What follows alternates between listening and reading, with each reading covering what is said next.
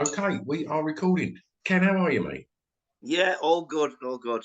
Just Wonderful. recharging my batteries after a full weekend of Settle Down Fest, where we headlined our own festival, being settled all 3 nights. So How was it? it was very, very good. Absolutely amazing people, the Hellhounds anyway. Followers and lots of beer was drunk, and it's the oldest musical hall in the country, the Victoria Hall in Settle, and they're all volunteers. So whenever Ferocious Dog turn up, they know that a lot of beer is going to be drunk, and they're the nicest people. So it keeps them going. So I always like to go back to Victoria Hall and settle there. That's a win-win for any venue, isn't it? Nice Yeah, people and definitely. a lot of booze drunk. That's The who's going team are to. amazing. The Oh, team are fantastic, amazing. fantastic. Well, Ken, I'm really excited that you've agreed to come on here today. And I want to kick your playlist off and get rolling on your journey. Um, but we always start the podcast with this question, which is, can you tell me the song that you regard as having the greatest ever intro, please? Well, I did pick Jump Around because it's quite an odd one. Yeah, It's like, which ones do you pick? After 7 questions, but I always think of, even though that's a sample from uh, like a jazz song. Bob and Uh, L, Harlem Shuffle. yeah. Yeah, Soon as you hear that of my age, coming from a background in '80s of breakdancing, as soon as you hear that, you just know that it's House of Pain Jump Around coming yeah. on, and get ready. It's one of them things. It's Yeah, a call to arms, isn't it, that intro? it is. It's unmistakable, and that's where I'll try.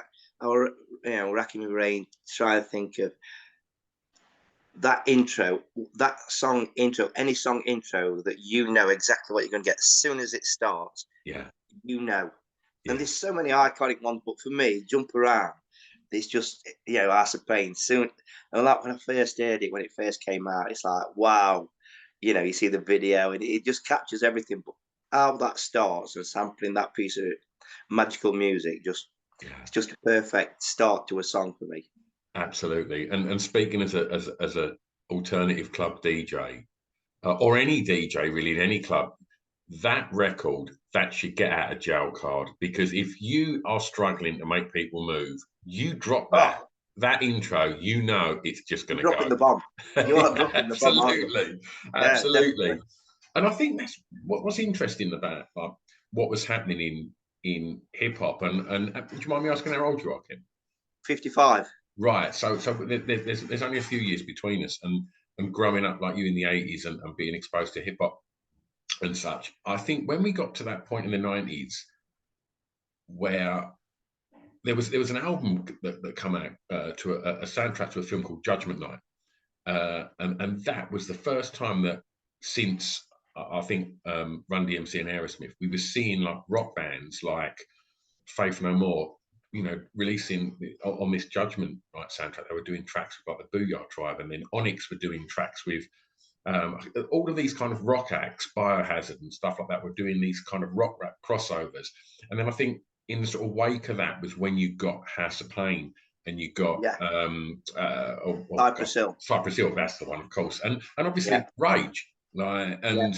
and it was a really interesting point because for me growing up in kind of like guitar and rock clubs, that was kind of the hip hop that was now being played. It was a real Yeah. transition around that time of House of Pain, where all the hip hop was then merging. We were seeing House of Pain, and we were seeing Cypress Hill be playing rock festivals, and we're seeing, Yeah. and I think Rage had a lot to do with that as well. And I think Definitely. the Prodigy as well opened up genres to other Yeah. people as well, and all happened around that time. I thought it was a really exciting time. I can remember coming out of from being hip hop and electro, being a breakdancer in the '80s, and that was my life. I lived that, and then so knowing about this new music, electro and hip hop, and anything that we could get from the states, we were looking through any vinyls. We had his own DJ. He was spinning up records for us whenever we go in competitions and things like that. And that was a way of life for us. So after uh, breakdancing was dying out, towards the end of the the 80s, getting into the 90s, and then he was going on to like acid house parties and things like that, which I just didn't get at all. You know, breakdancing makes it was brand new and it was so hard to do. You had to be a breakdancer. With acid house and happy house that were coming in then from DJs and stuff, you just danced to it. It weren't an art. You didn't have to train. But then, like when you got Beastie Boys coming out, you know, white lads playing and rapping style, but with electric guitars. And then you get Run DMC, like you say, with Aerosmith, and it just moved it along. And then, like you say, House of Pain, Jump Around, it moved. And then you got, you know, off the back of electro and hip hop, you then got your gangster rap with NWA, Yeah. you know, and it just it was brilliant to just see it move on and move on and move on. Then, of course, it went in strains of like Happy House and Acid House and things like that. And can I ask you, like, in regards to, you know, I know there's very much a punk ethos about you, and can you see the sort of correlation between, because it's easy to say that punk is Pistols, Ramones, 77, you know, Clash, but and that is, of course, but when you sort of look at hip hop, you know, being made from whatever drum machines and old records being pushed together and growing from the streets, and then acid house being, you know, a drum machine, and these producers making this noise and then taking these parties into fields and taking it away from, you know, to the point where they push through the Criminal Justice Act to shut that shit down, you know, which is, can you see the sort of, definitely, the punk line that runs through all of that?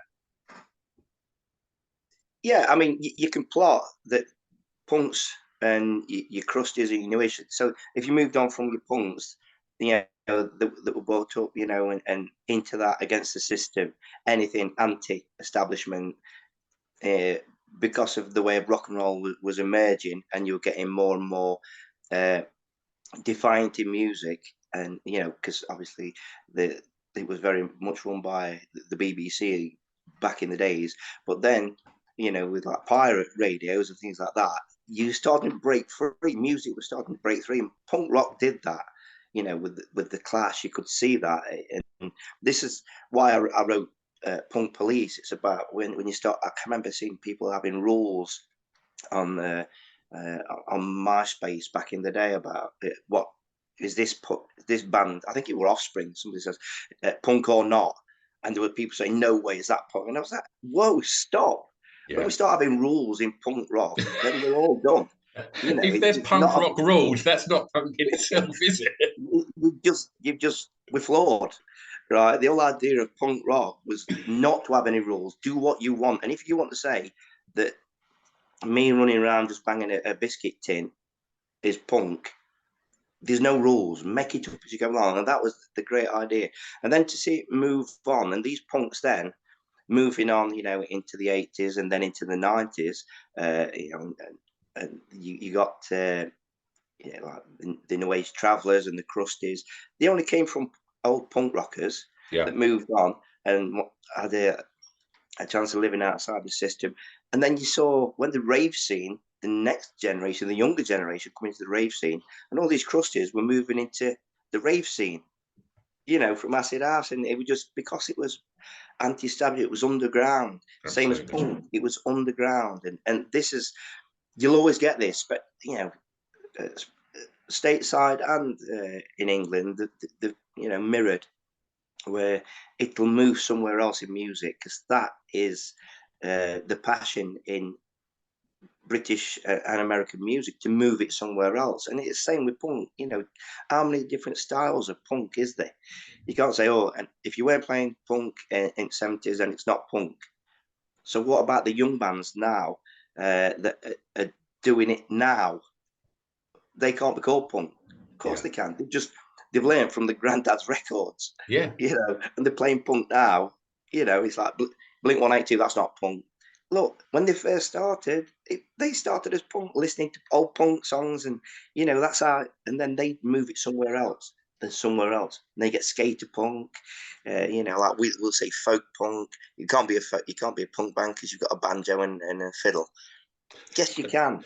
Who I'll makes the take rules? It's just bollocks, isn't it? exactly. I mean, when you see where folk punk came from, the Pogues, Shane MacGowan, Yeah, the punk that moved it because you're Irish. He grew up playing Irish music and being stood on the table, to entertain his family as a kid, and singing traditional Irish songs. Exactly the same as me. I grew up with my dad, playing Irish songs, and all I had to do was learn how to play guitar. I hated folk music as a kid. I was a break dancer, for God's sake. I went to dub reggae before that and two tone, before I saw for the first time the Dubliners, that band that my dad loves, playing with Shane MacGowan. But Shane MacGowan used to be a punk. yeah, So it opened up a can of worms for the punks then going into folk. And I'm like, wow, but they're all in mosh pits. There's a yeah. massive mosh pit there for the Pogues. This has got legs, so all I had to do was learn how to play guitar. I'm still learning, let me say. I'm still learning. I'm still perfecting the art. I know all the Irish songs. Yeah, I'm perfecting the art of the guitar. So, and and that's where I get it from, the punk side. It was like going to folk festivals with my mum and dad, yeah, as a kid. And like, so me learning them, then giving it back 100 mile an hour, but the same song. And then the old folk players saying, "Oh my God, I've never heard that song like that." I said, "No, yeah. it's Ferocious Dog style." And that was my aim, to get all these really traditional songs and keep them going for the next generation. And that is exactly the parallel that I draw with any type of music. You pick it up and run in one direction with it, you know, and that was the where you picked it up from. We're probably going in another direction. Yeah, It, absolutely. it keeps it going. So And no doubt interesting. somebody will listen to Ferocious Dog and get them songs and run in a different direction with it. Absolutely. And that's what's exciting about music. And that's what's always, it's always going to evolve. It's always going to find different tangents, different routes and different identities. I think that's, one of the most exciting things that you can get from creating music. I just wanted to sort of touch on something that you said and the enormity of that as well for just on a personal thing of seeing my granddad having Dubliners records and Yeah, and then seeing Top of the Pops when I was like 13, 14 and seeing the Irish Rover and just thinking, exactly the same. what's this? What's this? Like, why is this in the charts? This is like my granddad's music, but it's really gnarly as well. So And you were there, same as me, thinking yeah, that. and it was just like, what's going on here? And then obviously, you then sort of learn, and then Fairy Tale drops, and then obviously the Pogues are the Pogues, and Yeah, but that was my introduction. Was seeing them on Top of the Pops same with a here. load of old blokes with beards, just Can do playing it all of these folk instruments, just thinking, what's going on? Like, exactly, and what an exciting thing to sort of be on Top of the Pops, which is, at that point was the only place you could ever really see music. You could exactly. only see your bands on there on a Thursday night. And you've got them people that your granddad's into, this lunatic fronting them. And it was With no like, key, and it was just like, what is this? Like, this is with not Duran Duran. I know that. with his hands in his pockets, and Yeah, I think he had a whiskey or a pint of Guinness in other, just stood behind dude singing yeah, with the Dubliners, the yeah. Pogues and the Dubliners. That did not work, and it worked brilliantly. Fantastic, absolutely. Right, I'm going to take you back, and I'm going to ask you, please, for track two, Ken, to tell me the first song you remember hearing that had an emotional impact on you, please. I played it this weekend. It had that much of an effect on me. I can remember, and it goes back to near the same time as the early '80s, and it was Hazel O'Connor, "Will You," off of Breaking Glass. It stopped me in my tracks. It's one of them that I could still, same as I can still see, like you said, I can still see me stood there watching Top of Pops and watching the Pogues. That were like a road runner. Bing, you stop dead. You're thinking, wow, will you? Emotionally, for me, I could listen over and over. You know how you're upstairs and you've got your old record player where you can put about 5 records on, and I'd put that one on repeat. We only had one electric plug upstairs on landing, so I'd lay on landing and I'd put that one on repeat.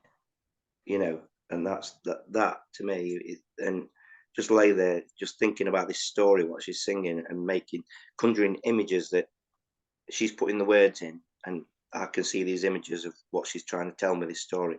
And everybody will have a different story of these two characters and what's happening, and but to me, just stuck in my head. I've still got this vision of awkwardness and China cup and spilling the tea and things like that, and the very awkwardness of love, but they don't bring it up.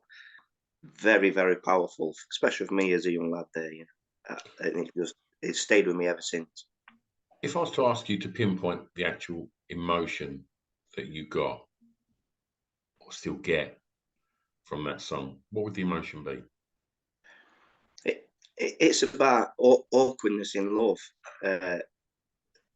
You could the way that Hazel wrote and produced that kind of song. It was just perfect for me as a young kid, that shouldn't know about that kind of love.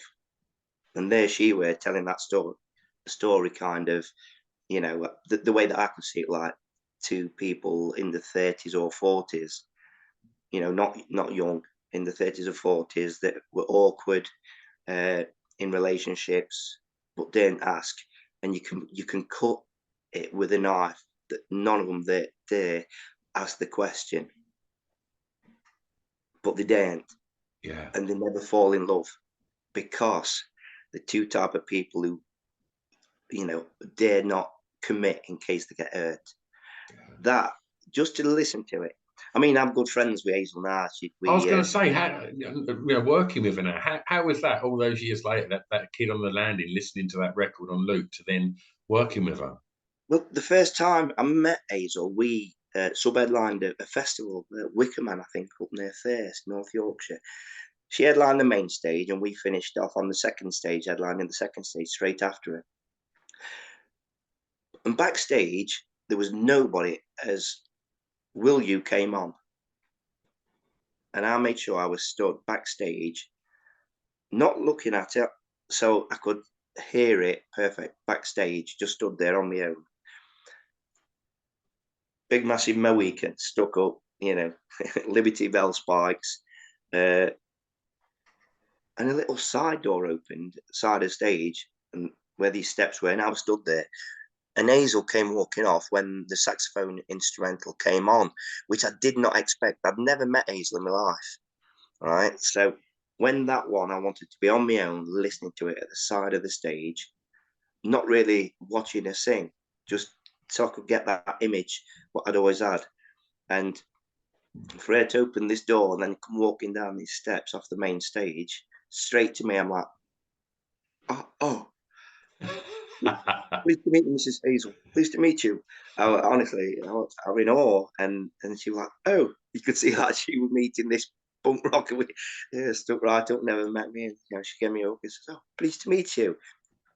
I had a bit of a chat, and I say, told her the story. You don't know what this song means to me, right? And I was welling up. There were tears in my eyes. That's the power of that song. It's the power of music. Yeah. So, she went back on stage and finished it off. Never saw her again. But in lockdown, one of her best friends growing up, when she got into the music industry, follows Ferocious dog. She's a good friend, and she got us in touch. And lockdown happened, and so me and Hazel had loads of time doing like this, Skyping each other, chatting, families. Because she were in France on her own. Lockdown, couldn't get back over to here. She were in a cottage in France, couldn't travel back home. So she was like isolated on her own over there. Yeah. And I think we got each other through, kind of thing, and she said after it really helped her get through COVID on her own, constantly chatting to us and the family, and saying hello to dogs and things like that, and just a normal phase.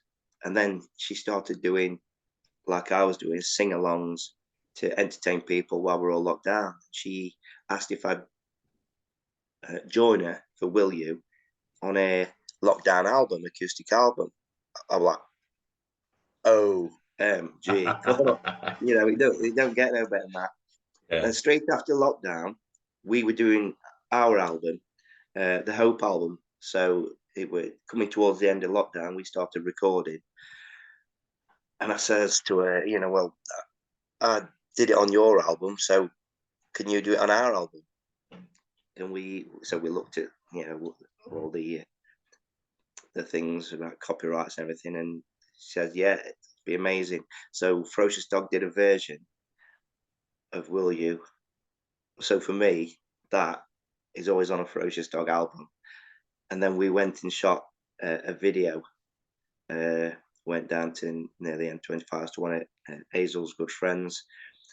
Spent a day there. Luckily, she's got some woodland at the back, and we shot this video just in one day. It was blistering red hot, and it was just great to spend time, you know, because you're coming out of lockdown and you can finally get together and meet people.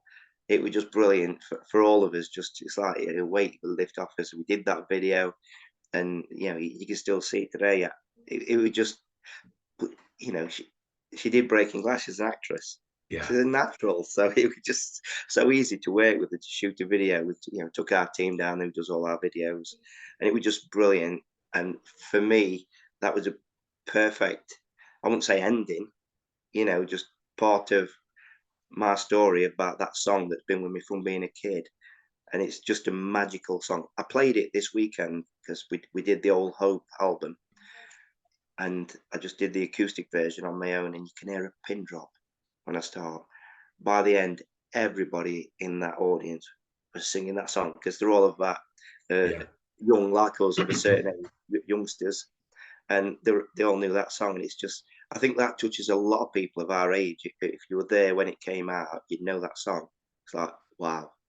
Absolutely. I mean, that's a beautiful, beautiful story to go from that to then, you know, becoming friends and working with him. He's incredible. And to touch on Breaking Glass, I was talking to Tony, my friend, who introduced me to you, who's a big fan of Ferocious Dog, and I was chatting to him at a club on Friday, talking about in that point in the 80s, there was films that were like almost like a rite of passage for I'll say lads, but essentially lads, I guess. And it was Breaking Glass, it was Quadrophenia. There was these films that everybody had to see, and you had to watch them. Yeah, that they were like, you know, when you become a teenager, you know, you have to watch these films. They're a rite of passage, and I wonder if that still exists anymore. I don't know. And when you I've rewatched Breaking Glass, and it was groundbreaking of the things she was doing for like new wave, coming out of punk and going into new wave, which I can remember, you know, that era, and you know all that being robotics and going to this what we take for granted now. But back in the 80s and 1980, coming out of the 70s to talk about robots and things like that, and the way she dressed, absolutely groundbreaking for that, you know. And I think, you know, she was at Cannes Music Festival. You know, she won all the accolades there and all the trophies, things. Yeah. So bless her, brilliant. Fantastic. For track 3, I'm going to ask you, can you tell me the song that reminds you of your time at school, please? It's definitely got to be the Specials, Do Nothing. Oh. I mean, the Specials, everyone's a classic. And I've always liked the Specials for where they were, and they just blasted onto the scene. I was a teddy boy when ska came out. I loved rock and roll, you know, when Grease had come out and Happy Days was on the telly, and all young 70s lads were all teddy boys again, listening to rock and roll. And then this new sound came out, ska. Absolutely different, you know, completely different way. And knowing, I didn't know much at the time of the political stance of Two Tone as just being a kid in 1979. But then, you know, as you grow older and you think, wow, you know, I learn more about politics and, you know, what the Two Tone label and everything about it were trying to do, especially back then, you know, when you had National Front rallies and things like that. So then you have Rock Against Racism and things like that, which Hazel O'Connell was part of, and things like that. You see the two struggles back then, you know, in the 70s and 80s coming in, and it was just absolutely amazing. And to listen to a song, for me, Do Nothing, I don't know why, that one song, it just touched me. That song, it's one, you know, It's my favourite as well, Ken. I could pick Ghost Town because perfect. it was bigger. To me, Do Nothing just touched me, because it weren't one of the best songs, you know, in charts. But to me, Do Nothing was just brilliant. Yeah, it just ticked all the boxes. That's another one that I would just put on my 45. Just keep that one on constantly. I even had to sing it. I had to learn it because I try not to learn songs that I love, because you lose that magic. Yeah. But Will You will never lose that, and Do Nothing will never lose that magic. Yeah. It's, you know, it cut me in half. I've got that magic still running through me from listening to them songs, and same with Jumping Around as well. Yeah. You know, the same kind of.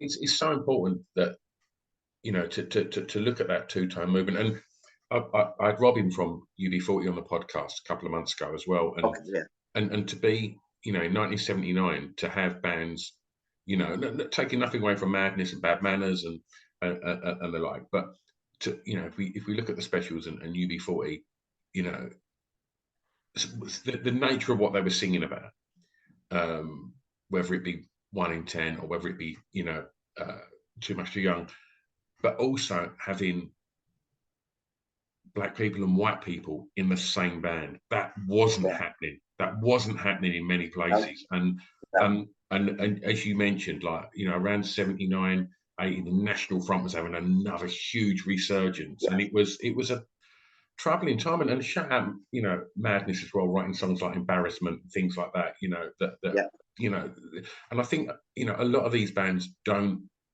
get as much credit as they should for what they were doing at that point. You know, it was a fucking terrible time in the UK, and to stand up and sing and be, you know, be heard, you know, that took some stones. Yeah, and it is about breaking down the, you know, these racial barriers, you know, and your best friends on the state. And that's how I grew up, you know, in this mining village where I live. You know, my best friend Gaz, you know, his parents come from Caribbean. He just talks Wassa, same as us, you know, up here in the mining village, just brought up same as us. And I can remember, you know, we were in the 80s. We went Army Cadets, and we went on annual camp to Folkestone, down south, right? And we didn't really know much about that race. was the worst southern accent I've ever heard, Ben. I've practiced it. I've tried my best. Not bad for a northerner. And I can remember, because I'm dark skinned and I've got jet black hair, but I'm not Asian. But I've always had that because I am a bit of sun and I'm really dark skinned and olive skin and jet black hair. And I can remember being shouted, you know, racist, a gang of skinheads chased me and Gaz. He were black. They thought I were Asian. They chased us all down the front. We were only kids. We, you know, Army Cadets. We'd just gone down for annual camp, just to walk down the sea from the South End.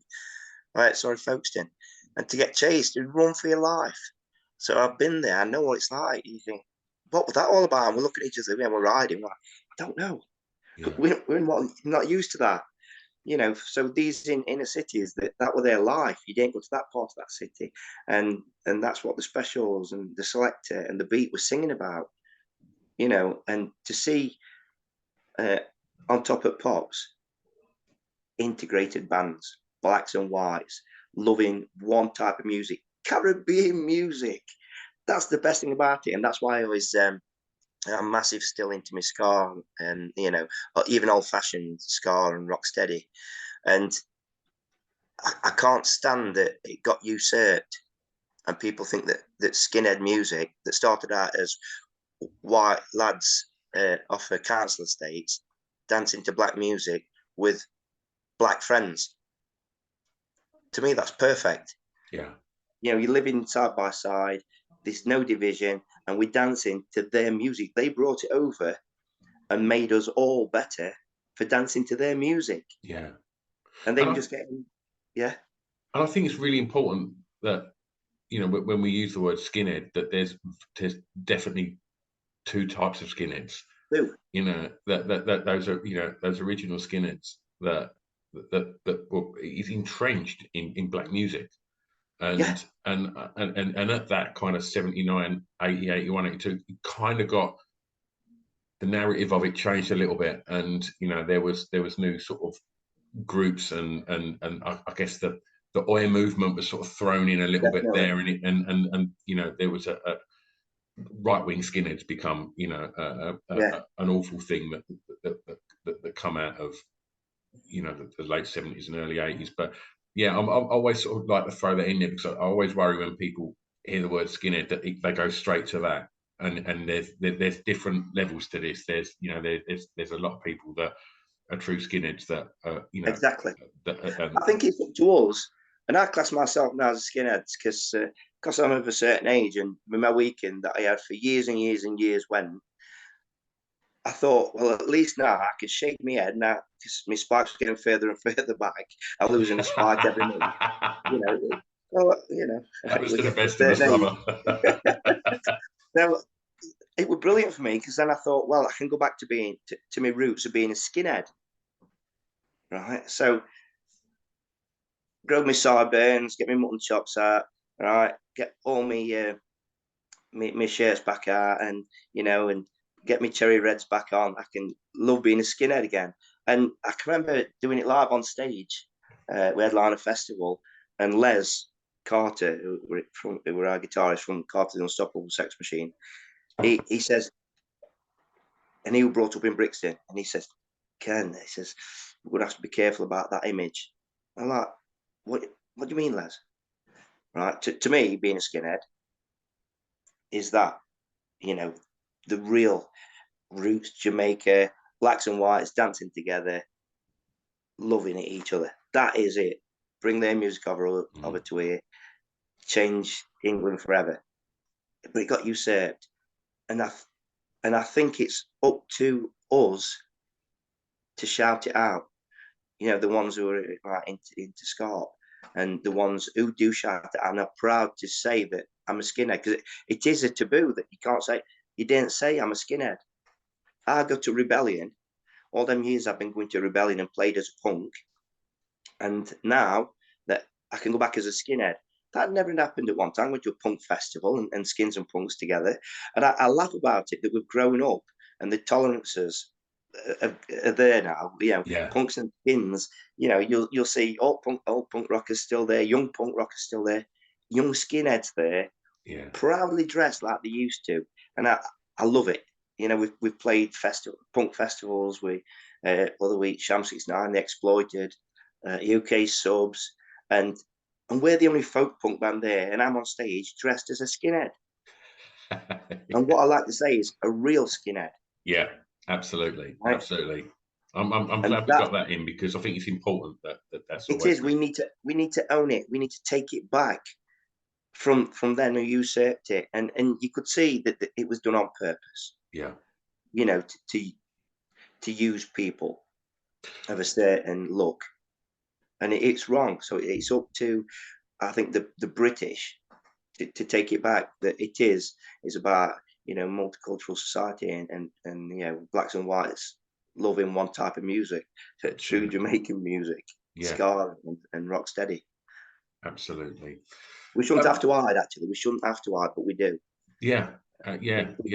Absolutely. Growing up in Essex and Tilbury, where I did, like the skinhead movement there, you know, it was a very, very right-wing, terrifying group of people that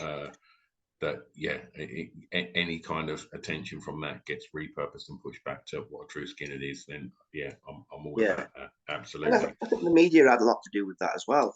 Of course. I mean, anything like that. You know, you mentioned Acid House earlier. You mentioned the Beastie Boys earlier. You know, front page of the tabloids, like, you know, not letting these scumbags into this country. You know, what are they doing? Singing about porn romantics. No, when you think, fucking hell, really?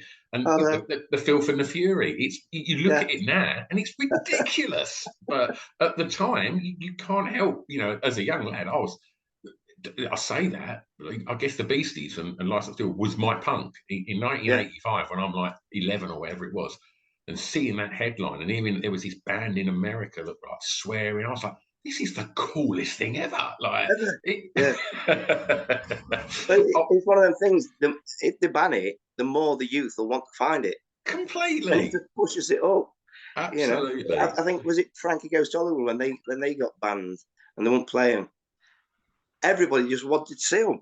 Mate, Just I used to go to Working Men's Club with my dad, and they had Relax on the jukebox. And because Radio yeah. 1 banned it, I used to go down to Working Men's Club with my dad Oh, and just put it on repeat. And that's a like, statement. Yeah. and the thing was as well, I was there with all of these kind of ardent old Tilbury dockers. And I'm just thinking this song is about just a couple of blokes that just want to relax. I had no idea what they were singing about. I mean, all this because we're of a certain age, and the things we're talking about. If we go back to 80s, it was groundbreaking. 100%. You know, 100%. you look at. I mean, if you go back to, I mean, where I live, and it's just surrounded by ex-pit villages, just mining villages, and exactly the same. Like the Dockers, they were all in the working men's clubs, and they weren't very tolerant. Yeah. You know, and I can remember during the strike, if you've seen the film Pride, everybody must go and see that. Yeah, and if And you I can can remember get that to that happening. last scene of Pride and not be crying your eyes out, you're dead Exactly. inside. But I can remember that happening, and I was 16, just leaving school. My dad and my brother on strike, and they came down to our picket line.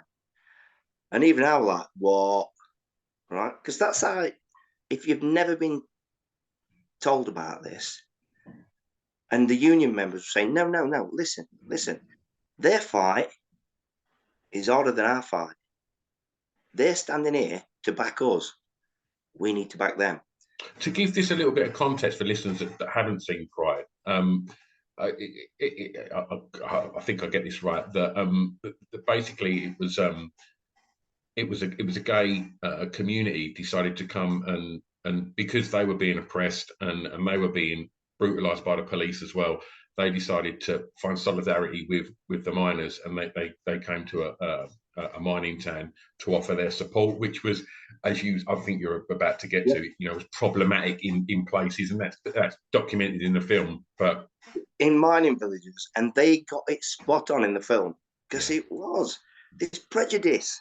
You yeah, got ardent working coal miners, death written all over them. That I'm not standing on this picket line with them, right? Because that's like it broke down, and that's what the 80s did. yeah, It broke down so many barriers, of intolerance. And that's yeah. how I look back on the 80s of everything that we've been talking about, even the swearing and the music being groundbreaking.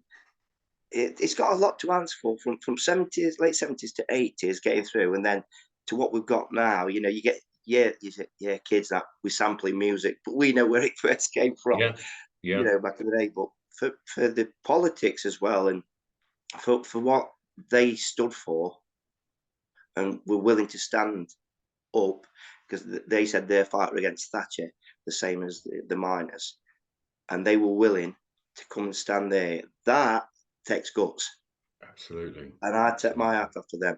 And I've had interviews, and I always look back at that time when they come to our picket line, and I was stood there, and I looked at it completely different. I take my hat off to them. They must have been so scared Yeah, just to turn absolutely. up, and not knowing are they going to be accepted or not. And I tell you what, that takes some balls, and they were, and the film gets it perfect. Yeah, it's an incredible film, and like Ken said, if And you've not seen Pride, it changed, yeah, politics, for the gay community after that, after Labour got in, and like now, what we see now, the tolerances now, I claim back from them doing that in the 84, 85 strike, broke and down so many barriers. and around the 84, 85, I know doing research, some of the artists that have been inspirational to you. I know that Billy Bragg was one of those, and as an Essex boy, we're fiercely Yeah. proud of Billy. Tell me how growing up in a mining village shaped your political beliefs, because as much as what you spoke about in regards to pride, I think around the mid-80s, you know, other people that were openly sort of pushing gay rights was bands like Bronski Beat and stuff that I know were integral in the Red Wedge movement that Billy was a very big part of, as was Weller and the Style Council. Like, just tell me about how growing up in a mining village would have shaped, you know, your political sort of beliefs. Well, I mean, I can remember Red Wedge, and I can remember Billy Bragg coming to the next village to do a show, and I was just in awe of his, you know, his politics, his accent, and the way that he delivered his passion for music and politics together. Paul Eaton, you know, from the Arse Martins, he was coming up as well. He was putting free shows on for the miners when we had nothing. One of the most underrated vocalists ever. That guy's voice is off the scale, and he never gets credited for being just his range is unreal. So good. But he was constantly up here in Knox. I've got a friend who you know, go and pick him up from Hull, bring him down here and stuff like that. So we knew of the help we were getting from people in the music industry. New Model Army, I think the only reason they signed is said if you donate so much to the miners fund, we'll sign. And that, you know, that's what Justin Sullivan did. So we, you know, up north, we know we were getting help. We could see it on the streets. You know, they were coming to help us. And me, 16, leaving school that summer '84, and then joining my dad and my brother on picket lines in that summer, and it was red hot. So, you know, and at 16-year-old, that's when you're learning about politics and the world. If you're thrust into politics, right, and which I was. So every night you'd be reading, you know, you'd be watching the news at 10, and the fake news and propaganda that were coming on. And we'd been on that picket line, and it didn't happen like that. And I questioned my dad, and I said, Dad, but that didn't happen like that. And he said, that's propaganda, son. He says, the whole world knows it happened like that because that's the news telling them that. We know it didn't. But, you know, they'll call the miners for that. Same as they did in Orgreave. They cut and edited the newsreel, you know, to make it look like, you know, the miners who started it. We know it weren't, you know. But when you then into that made me be a socialist. So I grew up being a socialist. I've always said it would have been a lot easier because we were in a minority here in Notts. It would have been easier for my dad to gone back to work and been a scab, and me to join UDM and not bothered about anybody else, not had no principles and no morals, because that's really, you know, the way I saw it.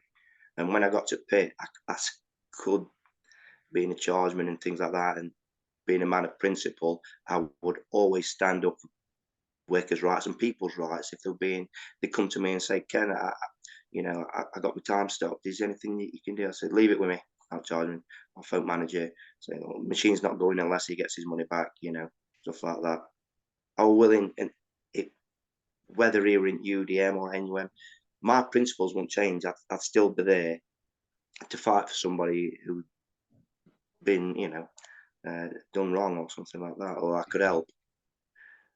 That is through growing up in miners' tribe and the principles of my dad and my family, and being in a minority, I think, because from 1,400 people at Welbeck Colliery, I think there were 76 stayed out till end. Not many, is it? No. And then after, when I had 30 years in coal industry and worked at the last coal mine, I got moved up to Kellingley because I stayed true to NUM. So that they thought, you know, the people I worked with at Welbeck were laughing that a Notts man going up to Yorkshire, and they'll just class me as a scab like them. That were even said to me, joking, it'll be different when you get up to Kellingley, you'll just be a scab like us. And I'd say, no, I'll never be a scab like you. I can fight my corner. And when I went up to there, you know, and they found out, you know, why there were only 3 of us got sent up to there to start with, out of a full pit that went to down south to Door Mill and Thorsby to other, you know, UDM pits. There were only 3 got sent up to an NUM pit because we stayed true to NUM, and we could fight our corner. And then I've had there, I'd say, friends and brothers for life at Kellingley Collier, where I finished my mining career. But that's because I brought up with them socialist values. Yeah, absolutely. And, you know, I didn't pick them. Yeah, it just happened the way that I saw the world and politics. Yeah, and you know, it's a, you know, for want of a kind of more obvious description, you was, you know, on the front line facing them politics, you know, so you can't escape that. And yeah, that's so interesting, Ken. I'm gonna move on to the next track, and I'm gonna ask you to tell me the first song or the first record you remember buying, please, mate. Right. I was lucky that because I never really got pocket money. We never really had much money when we were younger, and I got a paper round. A paper shop used to sell 45s, so when I got paid, I'd always treat myself to a 45. And first one I got was Atomic by Blondie. Oh, mate, what Because a it really song! charts then. Yeah, and I And mean, yeah, go on. Sorry. it just, I was like, because you'd hear it on radio or top of pops, and it was there in shop, and I'm like, oh, wow. And you know, these were probably all seconds. I don't know. I don't think they were brand new. Just in a box in a paper shop, and I'd sift through to see what I like. And Atomic was there. I'm like, wow, I've got to have that. Yeah. I think it was about 50p, if that, 25p. And the joy of being a young lad and seeing Debbie Harry on top of the pops. I mean, that's a life changer as well. And I mean, Debbie Harry was 78 last week, and Still doing it. She's just done and Isle of Wight and just Glastonbury. bossed it. Like, Bless her. I'm not sure there's a cooler woman on this planet than Debbie Harry. She's just everything about her is just so cool. And oh my god, an Atomic is just an absolute peach of a record. Yeah, another one just blew me away as a kid. I can remember junior school listening to that and stuff like that. And she was another breath of fresh air that come onto music scene. You know, going from that punk to new wave style, and she was brilliant. You know, it just the time just moved out of punk into new wave. You know, same as Hazel O'Connor and like Blondie. These were iconic. Yeah. And because, especially being women in a male-dominated arena, you know, music industry. So to see them as well as like 2 that I picked out, you know, Hazel O'Connor and Debbie Harry, you know, Blondie, brilliant. Absolutely. So, yeah, you can remember it. So you talk hip hop and you talk, you know, electro and stuff, and I think Rapture was the first rap record to actually hit the charts. So, you know, just groundbreaking. Exactly. You know? And what she did for that, doing that, you know, people don't realize that she was groundbreaking then. So when it was just coming on the streets of New York, and to say, what is this music that's so underground, you know, and for her then to go to these clubs to see, you know, it firsthand, say, I want to try and put some of that in my song. Absolutely. Rapture, you know, it's, and her to even sing it and try it. Yeah. Unheard of, you know. Brilliant, absolutely groundbreaking. So yeah, great memories that a lot of people don't know. Ken, let's go clubbing. Track 5, the song that soundtracked your years clubbing. You didn't expect this one, did you? I didn't. Go on. Planet Rock, Africa Bombardment and the Soul Sonic Force. What a tune! So we talk about hip hop and electro. They're the fathers. Africa Bombardment, he started it all off. You know, when I was teaching it a few years, even at my right age, I was going into our local comprehensive teaching dance, break dance, street dance, because I could still do it.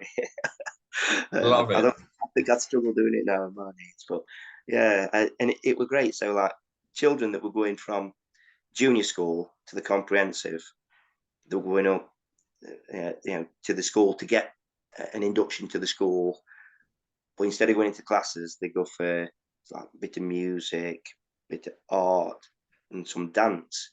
Well, I'm an artist, a musician, and I thought they just wanted me to teach all three as an artist, musician, and a street dancer. Because I've always, around these parts, everyone knew that I was a break dancer. So I said, so he got me for all three. He says, no, we got you for music. I said, why? He says, well, I do street dance and break dance. I thought you wanted me to teach that. I know. He says, no, we haven't got anybody for that. He says, could you do that? I said, yeah, of course I can. So I ended up doing street dance, and I tell you, it was brilliant.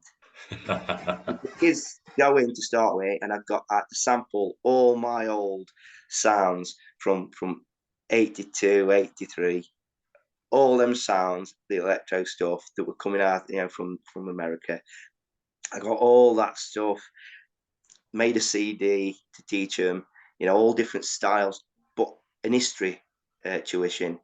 And Planet Rock was on there to see these kids who they're from all different schools around this area going to one big school. So they've all got different uniforms on. They don't know each other. And I say, right, form a circle, everybody hold hands. No, these kids aren't going to hold hands, right? So I say, right, we've got to hold hands, right? So you look at the person next to you, you've got to hold hands for it to work. Because we want to see the electricity go all the way around. There's 30 kids in this room. Got to see the electricity. And all you got to do is lift your arm up. It's called the Mexican wave. But back in our day, it was electric wave. So I want to see it go all the way around the class. And it's to start with, they're all a bit, you can see them like just holding the sleeve. I'm not touching a girl. All this stuff, Come the end of the class, they're all bright red faced, sweating, chucking themselves all over these mats, breakdancing. I split them into groups. Honestly, they could not get enough. Talk about breaking down barriers of people you don't know, and then getting on as a crew and a posse. Oh, you're like, this is just kids at their best. And I say, so next week, you go home and practice in the mirror. I want to see robotics. I want to see this. I want to see that, and I want to see because they'd all have a balloon because the kids, and I'd just get a balloon and make it look like it was floating. You push your hand back down. I say, when you get to parties, this is your party trick, and get a balloon and put it back up in the air, push it back down, make it look like it's lifting your hand up. Right? They loved it. It was hilarious to watch them all doing it. Oh, right? I love it. Just to plant that seed of hip hop, and then why? Yeah. Two gangs, rival gangs, one dressed in red, one dressed in blue. Well, they weren't fighting each other and stabbing each other on streets. They had a DJ and they danced for it, and the best dancers won. Yeah. Africa Bombata started that because there were too many teenagers dying on streets at Bronx. Yeah. And you read the stories and you think, wow, for somebody to do that, to stop the gangs, stop them killing each other and start dancing for it. And then from that, the history of music that has gone off on a tangent through electro and hip hop, you think, wow, what a culture, still to this day, even graffiti. Absolutely. Well, you look at like hip hop now, it's the biggest selling music in the world. Oh, definitely. And oh, wow. and even looking through the 90s, you mentioned NWA, but your Biggie Smalls and your Tupacs, biggest selling artists of like, the decades. It's crazy. And it was the first as well in the 80s to get hold of anything because it was so American and it seemed, apart from the off chance you might see Houdini or something on Top of the Pops or Melly Mel or Bambara, you couldn't get this stuff. And I remember I've said before in here when someone mentioned hip hop, like, and you mentioned graffiti there was like one copy of the book Subway Art in our local library, and it was like pre-booked for like months, and you go down every week just to see because none of us could afford to go and buy Subway Art, and so we just go down the library, and then there'd always be some sort of spoiled kid at school that had a copy, and there'd be like 30 of us all looking over his shoulder just to see graffiti because this is pre-internet, obviously, Yeah. so you Yeah. couldn't see it, you couldn't hear it. You just grabbed No. any little bit that you could. It was such an exciting time, and Yeah. And even going down to your local record shops to get American imports, yeah, we could not get near them. They were, yeah, honestly, they were just loads and loads. Because we were lucky living near Mansfield that 20 mile away we go to Nottingham, jump on a bus, we get to Nottingham, and Rock City was like a mecca for breakdancers. So the Rock City crew were there, brilliant breakdancers. Same in Mansfield, brilliant breakdancers and that.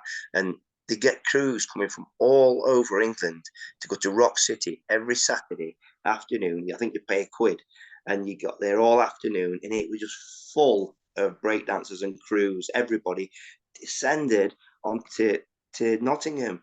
You know, in fact, a documentary's come out.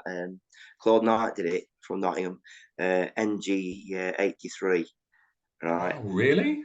Yeah, look, in fact, he's on Facebook and all, NG83. And they still get together at Rock City and get the old veterans in. And, you know, they Dancing Danny and all these people, and all, you know, from Rock City Crew and Yeah. Rockathons, all these names, you know, in Do you know North what?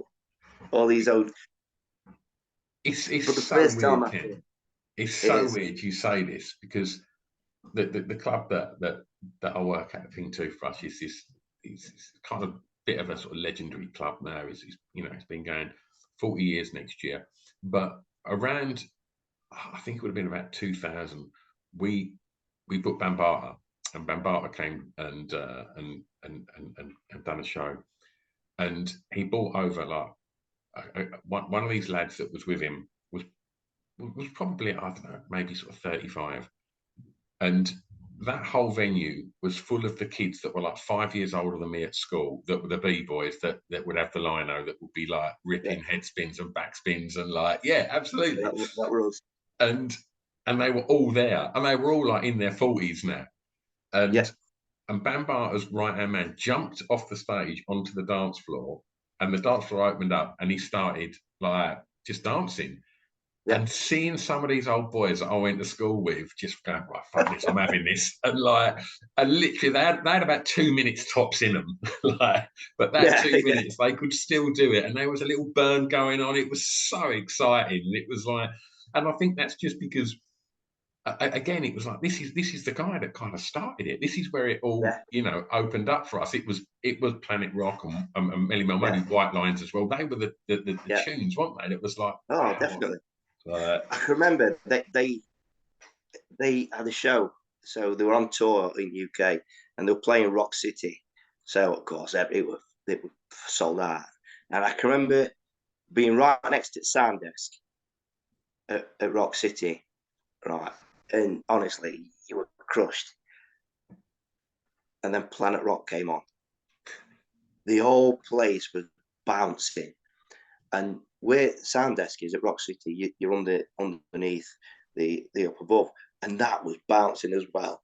You could see that moving. Everybody, even upstairs, were bouncing. And from that day, that was the first time I'd been to a live show to watch anybody like that. And because I was 16 yeah. to watch that, and 15, 16, and just to watch that the first time going to a show. You know, I'd never been to watch bands before that. You know, I could What a never afford moment. to. But that one, I had to be there to watch Africa Bombarded and Soul Sonic Force. Blew me away. That atmosphere, everybody in unison just bouncing to Planet Rock, such an iconic sound. And I'm like, honestly, I could still see myself there just looking around at the crowd with my mouth open, going, what am I witnessing here? And Amazing. years just standing up on you, like, whoa, this is magical. This is Oh, something special. amazing. And that will never leave me. That Africa Bombardment and Soul Sonic Force, doing that live in Rock City. And I've played there. We've sold Rock City out many times as, you know, Ferocious Dog uh, first and probably only, I think, unsigned band to sell Rock City out. But it's our Incredible. local, you know, to us, it's home, Rock Yeah. City, for Yeah. us, a Ferocious Dog. But yeah, so that was a proud moment, with all these bands I've seen at Rock City, but the one who started it was Africa Bombata and the Soul Sonic Force. Perfect. I put that with more people, people ask me questions about songs and things like that. And like, oh, what was the first show you ever went to? And I'll say Africa Bombata, and someone go, who? Exactly. Exactly. People don't realize what they started off. The hip hop, brilliant. So yeah. Track 6. Ken, I'm going to ask you for a favourite song from an artist from your home county, please. Well, I mean, it's hard. Like for Nos, I could have gone for Jake Bug, Sleaford Mods. Brilliant. Like them all. But for me, it's a local punk band, and this is one that I always stick up for. And he's our guitarist. He left years ago after our first album because he wanted to be his own frontman. He was our guitarist. He was only a young lad. He joined because he was drummer's best mate, and we needed an electric guitarist. He was a young punk, young school kid at the time, and he joined Ferocious Dog and transformed Ferocious Dog from a folk band to a folk punk band. And he had his own band called the Artlines, young kids punk band. I loved them. They had all energy, modern punk band, loved them. And he's just rejoined Ferocious Dog. He still has the Outlines, but one song that he wrote, and that, The Streets of England, I love how it starts. It's like with acoustic guitar, and then even everything about it, the hooks, the chorus and everything, and the angst, everything about this young lad, this young band being a punk band. And that's who I was sticking up for when they're saying, if they went out in the 70s, they're not a proper punk band. Yeah. And I thought, well, what about Kyle? I were at school with his mum and dad. Yeah. To see this next generation coming up and being a punk, I'm sorry, you can't be a punk because you missed it. No, of course he can. He's been listening to his dad's or his granddad's records. Yeah. And he wants to carry that punk on, but in his own, style. Modern punk, like you see Idols come out there, and these bands that are still doing it, Well, you mentioned Sleaford Mods. I mean, that's punk as fuck. Of course it is. One guy with a laptop on a crate, and just this middle-aged guy just spitting anger at people. It's as punk as it gets. It's pure punk. A style of punk. Yeah. Sleaford Mods in itself, even the name, it conjures up, and they say, no, it's from Sleaford, they're from Nottingham. But, to say Sleaford Mods, it sounds mint. Yeah.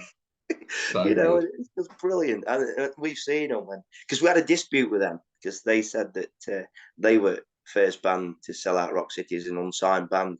I mean, we didn't say it, Rock City said it. And I can remember them slating us, saying, who are these pretenders? Right, because we were nobodies. We come from nowhere, and then we just happened to get to Rock City, working his way up, over years, and then got a chance to Rock City, and we sold it out on the day. And so, Anton and them from Rock City DHP, and they said, your first unsigned band ever to sell it out. So we were quite proud of it. And that Sleaford Mods say, these pretenders, we were first unsigned band, but they weren't. They were signed to an indie label. Yeah. Right. We weren't signed to anybody. We didn't have any label. We were just standalone underground. Because I swore as a punk rocker, I'm never going to sign to anybody. And because I didn't want to lose, I didn't want nobody telling me, Ken, you tone your politics down. No, that's Ferocious Dog. I sing political songs. I've been married, for 33 years. I don't sing love songs. Yeah. I had a broken heart. I was still in love with my wife. Yeah. I sing political songs. I've still got a lot to say that's going wrong in society that I see. Yeah. That's why, all my songs are about politics or ancient politics, like uprisings that have been quelled and, the Met Sticky Ends and establishment or fit up and things like that, like Pentridge Rising. So I'll go over history and just tell this generation about things that went off. We struggle, you know, where working class struggles come from, you know, because that's how I see him saying as, you know, working class struggle from miners' strike and that. So, you know, as a protest singer kind of thing. Absolutely. And yeah, it's like, that's why I said I'd never sign. Yeah. But, and there is a but, and we did sign. Well, I didn't get a choice, but Dan did. And he says, you don't have to sign. He says, I've already signed for you.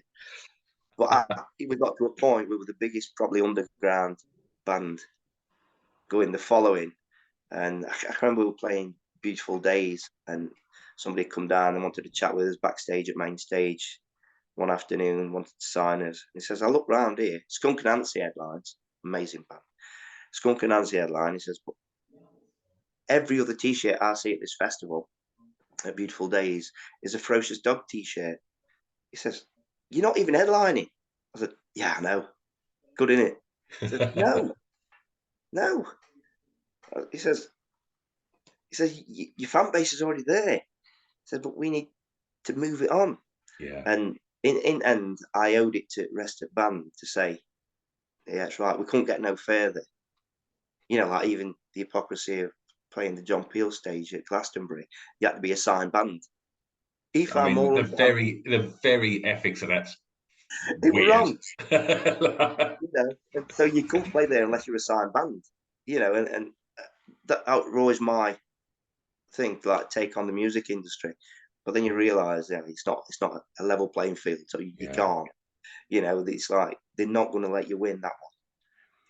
But it came as a compromise, and who we did sign to, Graphite Records, didn't want to change a thing. That's why I love Graphite Records up in Bradford at Northern Music. They said, we don't want to change anything. I didn't want somebody coming in and saying, you've got to lose your Mohican, Ken, you can't sing about that, you can't say that, you've got to do this beats per minute. That's not Ferocious Dog. Yeah. And that's why we did sign to Graphite Records, because they didn't want to change a thing. And that is really, I says, go on then, I can work with that. If that's what you're sticking to, I'll work with that. And that's why we get on so well now with Graphite Records. It's brilliant. Win-win. Fantastic. Well, we've spoken about some fantastic records that I imagine a lot of the listeners of this show would definitely have had a few of them for sure.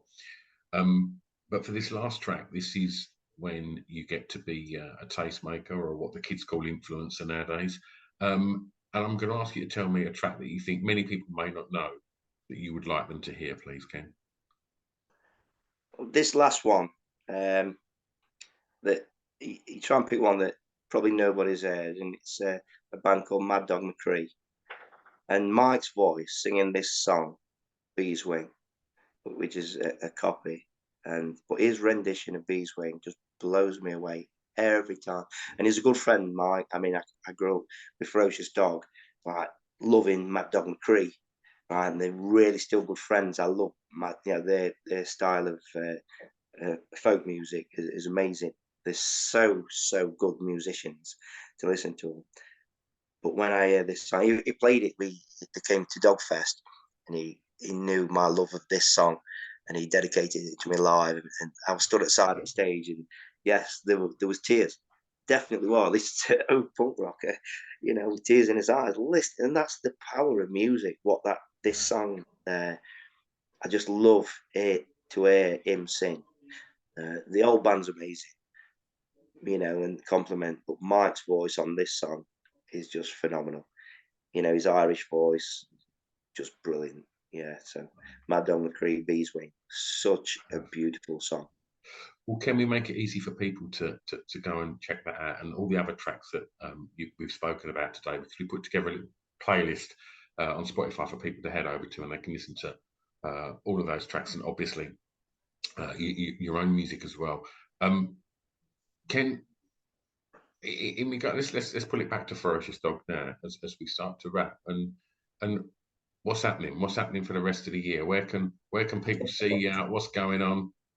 Honestly, it is going absolutely mad. So, just saying with Graphite Records. So, as of today, our drummer yesterday was setting up his drums to start tracking the new album, which will be coming out next year. So we have got a really tight schedule. So we've been writing songs. We had something like because the album was on, then it was off, then it was on, then are we doing one, aren't we? And then we said, yeah, we're doing one. So we had something like 5 weeks where we had to come together, have rehearsals, get some songs together, then I'd take them away and write lyrics to them. We've got about 14 songs that we're recording. And in the meantime of doing this, we've still been playing festivals and touring. And it's just been absolutely flat out. We've just come from 3 days at Settle Down Fest, which we headlined 3 different albums every night. So we had to get into rehearsals to learn, because some of the band members have never played these songs from our back catalogue, from the Fake News and Propaganda album, the Red album, and then the Hope album. So we, as well as writing new songs for album, then we were in rehearsals saying, today we're just doing the Fake News and Propaganda album, we've got to learn them songs. So we have just been flat out this year, and knowing that an album now is going to start being recorded as of now, it'll get even busier.